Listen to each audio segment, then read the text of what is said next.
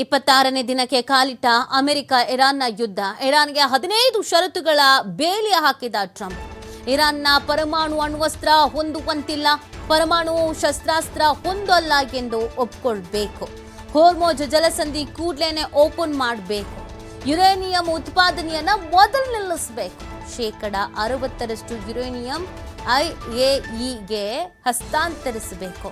ಉಗ್ರರಿಗೆ Iran funding ಮಾಡೋದನ್ನ ನಿಲ್ಲಿಸಬೇಕು.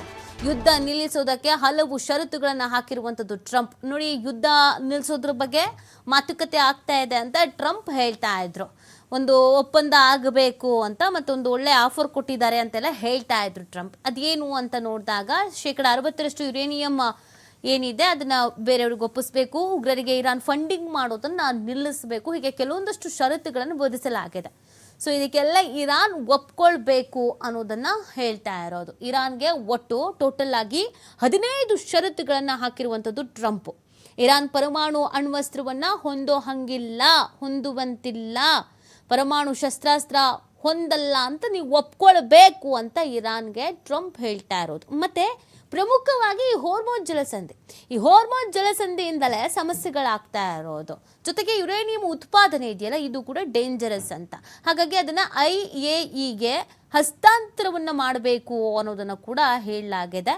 ಸೊ ಹೀಗೆ ಸುಮಾರು 15 ಕಂಡೀಷನ್ಸ್ಗಳನ್ನು ಇರಾನ್ಗೆ ಹಾಕಿರೋದು. ಈ 15 ಕಂಡೀಷನ್ಸ್ಗಳಿಗೆ ಒಪ್ಕೊಂಡ್ರೆ ಯುದ್ಧವನ್ನು ನಿಲ್ಲಿಸಬಹುದು ಅನ್ನುವಂಥ ಷರತ್ತುಗಳನ್ನು ವಿಧಿಸಿರೋದು ಟ್ರಂಪ್. ಇದೆಲ್ಲದಕ್ಕೂ ಇರಾನ್ ಹೆಂಗೆ ಒಪ್ಕೊಳ್ಳುತ್ತೆ, ಇರಾನ್ ಇದನ್ನು ಹೆಂಗೆ ಸ್ವೀಕರಿಸುತ್ತೆ, ಈ 15 ಷರತ್ತುಗಳಲ್ಲಿ ಯಾವ್ದ್ಯಾವ್ದಕ್ಕೆ ಒಪ್ಪಿಗೆ ಸೂಚಿಸುತ್ತೆ, ಯಾವ್ದ್ಯಾವ್ದನ್ನು ತಳ್ಳಿ ಹಾಕತ್ತೆ, ಇದು ಇಂಪಾರ್ಟೆಂಟ್ ಆಗಿದೆ. ನೋಡಿ, ಆಲ್ರೆಡಿ ನೋಡ್ತಾ 1 ವಾರ 2 ವಾರ ಅಂತಿದ್ವಿ, 26 ದಿನ ಕಳೆದು ಹೋಗ್ಬಿಡ್ತು ಯುದ್ಧ ಪ್ರಾರಂಭ ಆಗಿ.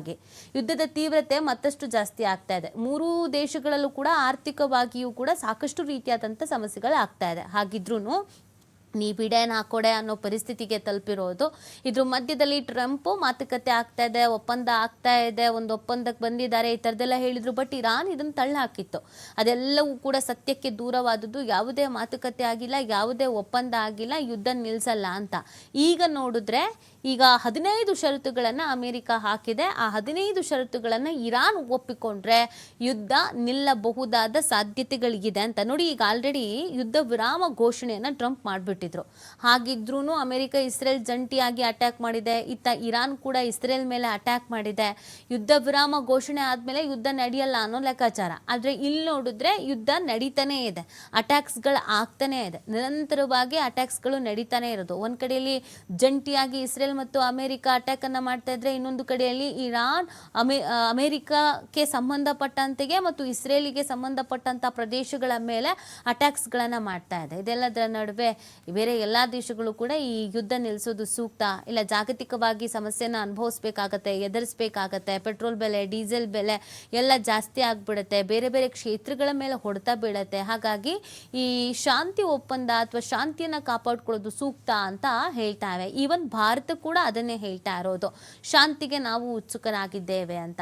ಇದರ ಮಧ್ಯದಲ್ಲಿ 15 ಷರತ್ತುಗಳನ್ನು ಟ್ರಂಪ್ ವಿಧಿಸಿದ್ದಾರೆ.